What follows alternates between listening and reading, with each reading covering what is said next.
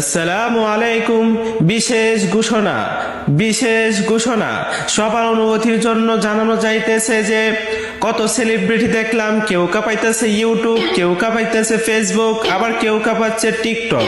এই সর্বপ্রথম বন্য প্রাণীদের মধ্য থেকে একজনকে দেখলাম যে কিনা ইউটিউব, ফেসবুক, টিকটক এইগুলো কাঁপানোর পরেও থামেন নাই, সে আবার বাংলাদেশকেও কাঁপাচ্ছে। তো সে আর কেউ না, সে হচ্ছে আমাদের বন্য প্রাণী সাপ, যে আমাদের কাছে পরিচিত রাসেল ভাইপার নামে। তো আমাদের সরকার অনুমতি দিয়েছেন, যদি কেউ রাসেল ভাইপারকে জীবিত কিংবা মৃত নিয়ে আসতে পারেন তাহলে 50,000 টাকা পুরস্কার পাবেন। এই সুবর্ণ সুযোগ কেউ হাতছাড়া করবেন না।